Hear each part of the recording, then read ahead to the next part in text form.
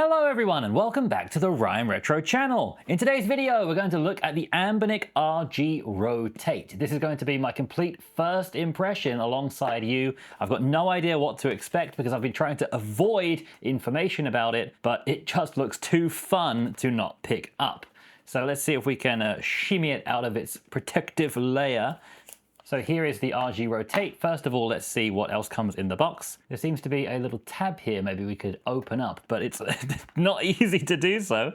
Oh my God, I'm just absolutely ripping it apart. Okay, Anbernic, this is not a good design. That aside, let's open it up and see what's in here. I'm assuming it's some documentation, and if I were to guess, a USB-C to A cable. There's the USB-C to A cable, there's the documentation, and we do also get a screen protector, which I probably should have expected, but I didn't really think about. I'm someone who never uses screen protectors, but on a device like this that's meant to be slipped into your pocket, I think this is a good idea. So I will put that on later. For now, let's get all of this stuff out of the way so we can focus on the device at hand. And here it is. It looks really nice already, even before I took off the packaging. It's quite an Apple-esque kind of packaging with a little tab on there to take it off. Let's see if it comes off nicely. It does seem to open up like a nice little envelope. Let's just slide it out. Oh, so satisfying. And here it is, the Anbernic RG Rotate. That looks beautiful. Before we flip it open, let's just look around the device. We have the Anbernic branding on the bottom there. On the right side, we have a power button and a tiny little circular button. It doesn't have any information. It might be a menu button or possibly a reset button. On the left side, we have the SD card slot and the volume buttons. On the back, we have a tiny little hole, which I sincerely hope is not the speaker. I hope that's some kind of ventilation, but we will see. On the top, we have a USB-C port for charging and hopefully video output, but we'll need to test that out. What looks to be an LED. We've got the inline shoulder buttons, which feel quite decent, quite clicky. I'm not really a fan of inline buttons, but when you're trying to make something as pocketable as possible, you can't really avoid this. And then we've got the screen, which seems to be a square screen. But the main thing about this, it is called the RG Rotate because it does this. Oh, that's pretty cool. It reveals the buttons underneath. We've got a D-pad, which feels okay. Lots of little clicky points underneath. We've got the A, B, X, and Y face buttons, which also feel fine. Not particularly amazing, but no problems. We've got the cell and star buttons, select and start, and we have a dual purpose home and back button for Android. So that will probably be a one touch for back and a long press for home. All typical stuff you see on an Android handheld.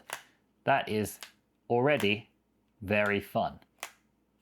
I'm enjoying this already. Let's get it fired up and test out the screen. Oh, a big vibration there. The logo seems to be sideways, which I don't think it should be. Language choose. English, please. Screen will probably look a bit too bright on my camera, so let me just go through the menus, set up my Wi-Fi and things like that, and then I'll see you again in a second. The initial setup just finished, and I also put the screen protector on.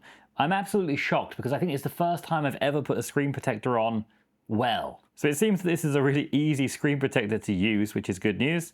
And here we are in the default Android interface. Very familiar to everyone watching, I'm sure. Just a typical, quite old-looking Android interface. Feels snappy enough, more than I expected to be honest. I'm now going to sign into Google Play and get something set up, and let's see how well it handles a few games. And it will be time to put in the SD card. Here's a little tip for you. If you're struggling to put an SD card in, you can push it in with another SD card.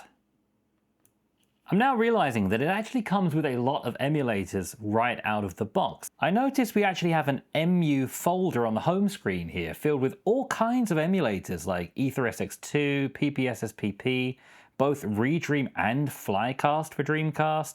We have, of course, RetroArch, individual emulators for GBA, Game Boy Color, etc. There's a lot here. I'm really curious if we can actually play 3DS games on Azahar, or GameCube games on Dolphin, or PS2 games.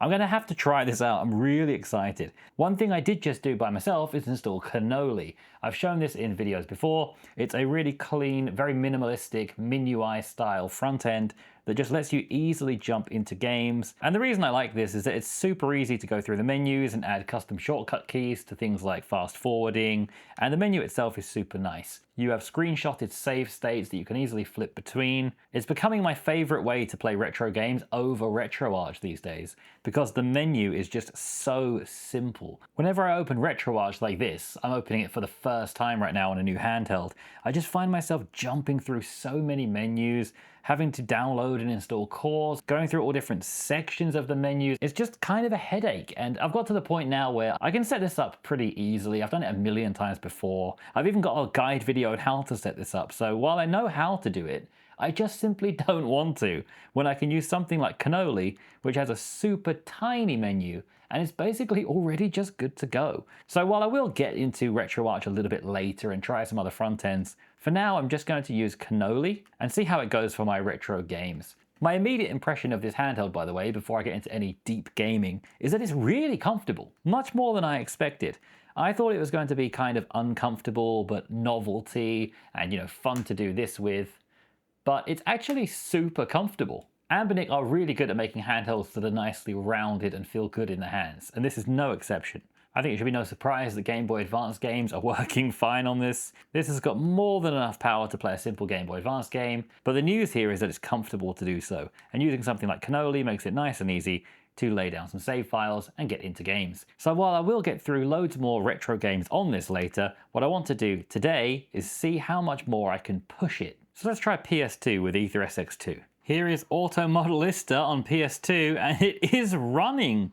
I'm really surprised by this. Again, I really didn't do much research into the power of this handheld. The only thing I really know about it is that it does the cool little flippy rotatey thing. I did not expect to get PS2 performance out of this. This is actually really impressing me. Auto Modellista is one of the easier games to run, and it looks incredible, so I always use it as one of my first tests on if a handheld is going to be able to handle PS2 or not. And it is handling it pretty fine. Here, of course, I'm using the D-pad and the face buttons, and it's running pretty well. I'm curious if I'd be able to play this with it closed and use on-screen controls, because controls are popping up when I touch the screen. So let's try that now. I think when we rotate it, it maybe goes back to like a kind of home screen. Here we go. Let's see if I can play in this closed format, which will be really fun.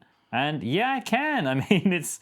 Of course, we're using touch controls now. We're not using the on-screen controls, but this is a really unique way to fail at PS2. This is a unique way to play PS2. Oh, this is really fun. It kind of reminds me of the Samsung flip phone. Actually, that's the phone that my girlfriend has, so maybe I should ask her to test this. It's time for the girlfriend test. What do you think about my new handheld? Oh my god, what is this? So small. Very small, right? Oh, wait. Ta-da! Whoa, it's similar to your phone, right? Yeah, it's my phone. Samsung Galaxy Z Flip. So your phone's a flip phone, right? You can open it up. Yeah. But you can also open up this one too. Oh, really? Yes, but you don't flip it. This is called the Anbernic Rotate. So you need to rotate it. What? 이렇게?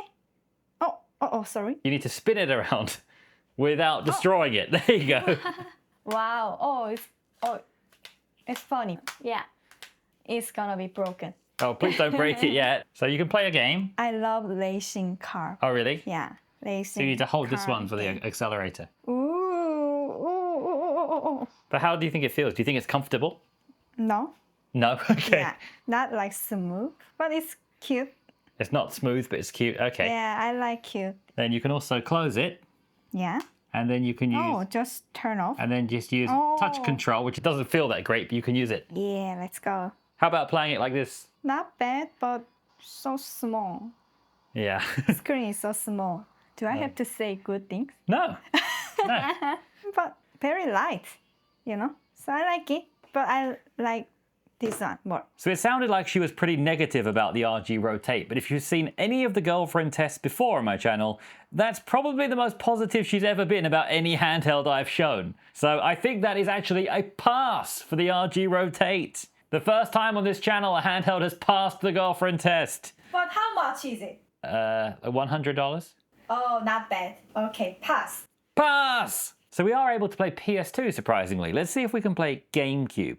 GameCube's going to be a bit tricky because it's hard to find a D-pad only, or at least one analog stick only, GameCube game. Ace Golf utilizes 2 analog sticks and a D-pad. The Simpsons Hit and Run will need a right stick to control the camera. Let's try Mario Kart Double Dash. Yet another racing game again, but it should at least be one we can play with only one D-pad. Well, that does not look how it's meant to look. Everything is just a dark night sky.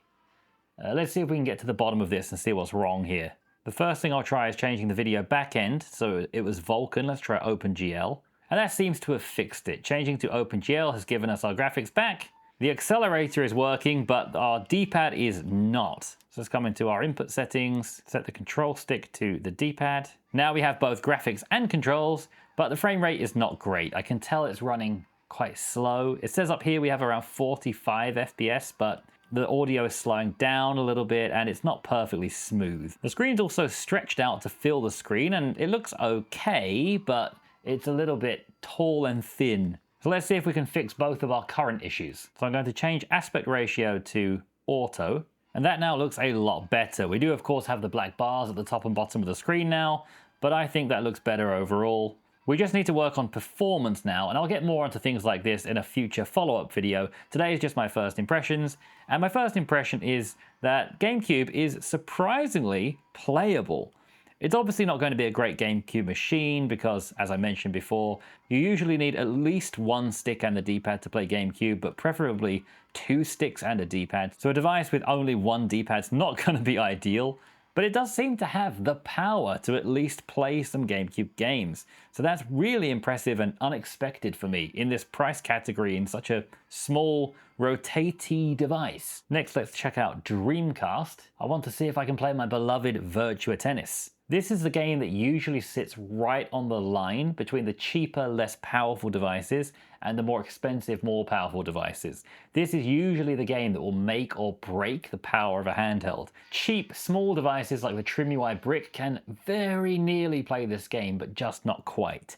And then slightly more expensive, more powerful devices like the Retroid Pocket 5 can play it with no problems. Here, we seem to be able to play it well. And given the performance we got in GameCube and PS2, I think this should be a breeze for this handheld, which is really surprising. Flycast is an emulator that brings up on-screen controls if you just tap the screen as well. So we should be able to rotate this down and then actually be able to play this on the screen, which is pretty cool. Although I think it's going to be a nightmare to control. Yeah, this is certainly not the best experience, but the fact we can do this is pretty cool. I would like to see if I can change a setting so I can flip it down and it stays in the gaming mode without bringing up this clock. That would be quite cool. But I guess the whole point of this handheld, like the old flip phones from the early 2000s, is when you're finished playing a game, you flip it and you rip it. So yeah, Dreamcast seems to be a resounding success here. Really impressed with this. Next, we're going to try the secret console, and this has a Mali GPU, meaning we have very little driver support, and of course it's also a small cheap handheld, so I don't expect anything out of this, but let's just see if we can play some of the really light titles like Golf Story. Who knows, maybe we'll get a miracle and we'll be able to play something like Exhale of the Crazy or Cries of a Monarchy on this. Well, it does seem to at least be loading, which is more than what I expected. Let's see if we can get into a nice little quick game.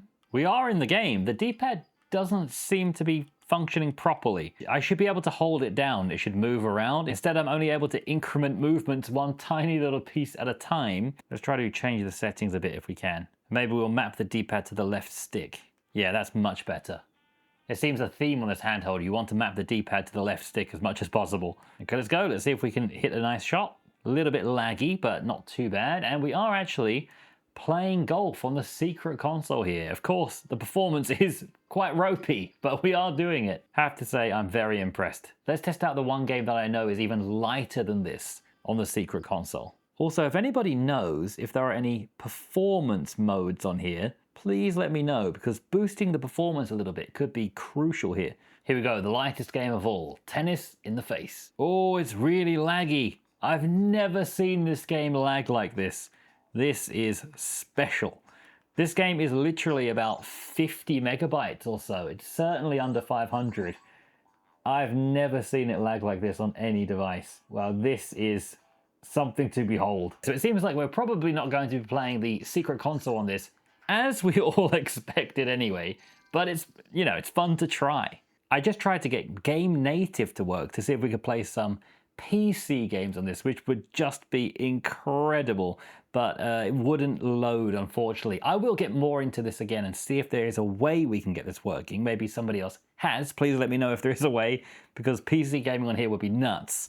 But one other thing we definitely can do is obviously play some Android games. So Stardew Valley is an obvious choice for something like this. Stardew Valley can run on a potato. It looks great on everything. And on Android, we're able to zoom in and out by pinching, which is super nice.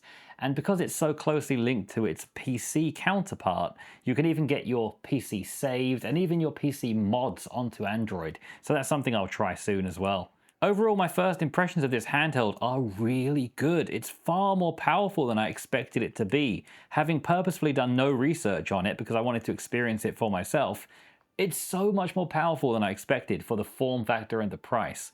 It's also really comfortable, much more than I expected. It's overall just better than I thought it would be. I'm really impressed by this, and I'm really excited to use it over the coming days to put it through its paces and give you guys more guides and information once I get used to it and know how to use it. Usually with these devices, I want to push them as hard as I can. I want to play Secret Console and PC games on this, like I tried to in this video. But with this, honestly, all I want to do is just fire up some Game Boy games, get some beautiful bezels on the screen, some lovely overlays, I mean, rather than just the black bars.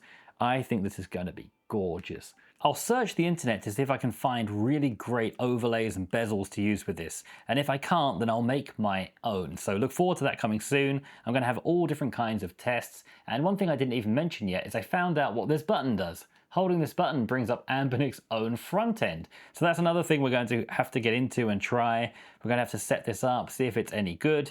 Usually they're not that good, but this one does look pretty nice. So there will be a lot more content on this coming from me soon when I really get down and dirty with it and figure out how to use it. I'll of course help you set it up for yourself as well. I hope this video was enjoyable. If it was, please give me a like and subscribe if you haven't already. Thank you so much to my Patreons who help support me all the time as well. I really couldn't do this without all of you who watch me, like the videos, and leave nice comments. It really means the world to me. Thank you once again for watching, and let's say hello again.